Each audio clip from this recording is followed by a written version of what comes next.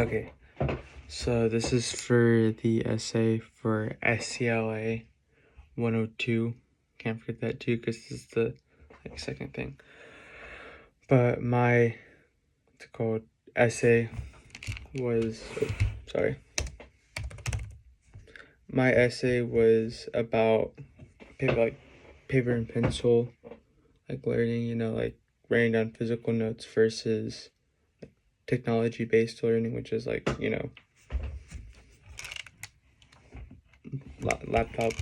laptop, or I guess most places use Chromebooks and iPads. And my thing was analyzing that. So I used 3 different sources because I had 3 different main talking points.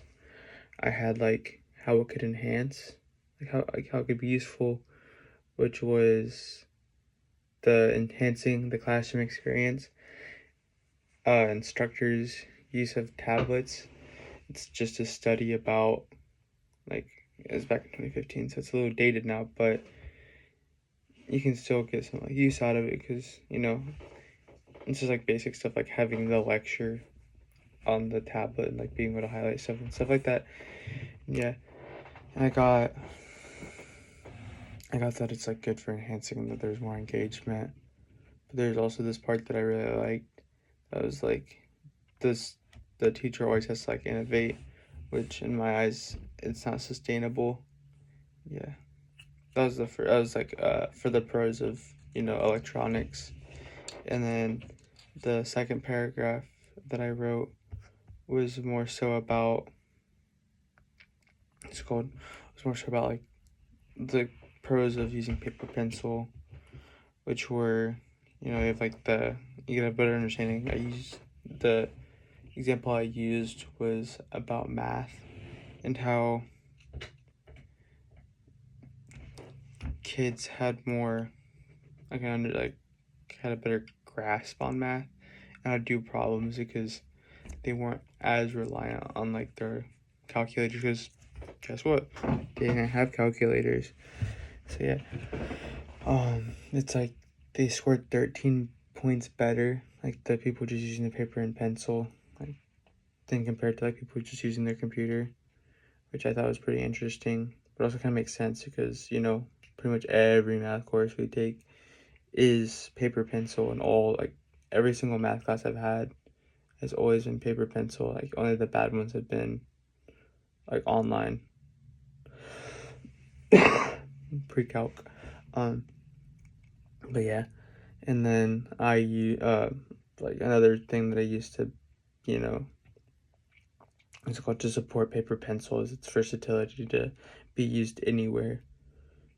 Oh, and I forgot to mention for a benefit of technology is that it can be used remotely.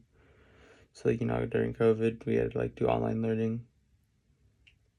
And then my third paragraph, not excluding the introduction, was about the shortcomings, which was basically people are going to cheat a lot. People did cheat a lot, and how high school, you can pretty much just go to an online school and cheat your way through a high school diploma. And yeah,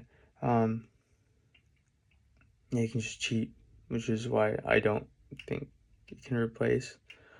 But I ended it with saying that, or not, the data for that is that it just showed the statistics for cheating out of a sample group. I believe it was for Palestinians, or not, Pakistanians. But I feel you can still apply that to every culture because at the end of the day, it's knowledge. Yeah.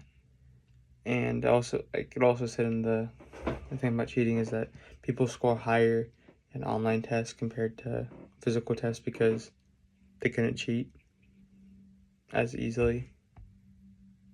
But yeah, and then the conclusion of my thing is that technology can be a good aid, but it can't be a replacement.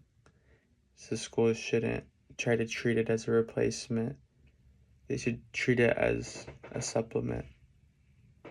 Because sometimes, at least in like when I'm doing that, like, electrical engineering, where we use like multi-sim and stuff. And I could see that being useful for like school, like say in like high school. Say you don't have the funding, multi-sim could be a great alternative to have instead of having like 15 different multimeters and having everybody wait. But yeah. Sorry to go off that rant about multi-sim. I still don't know how to use it.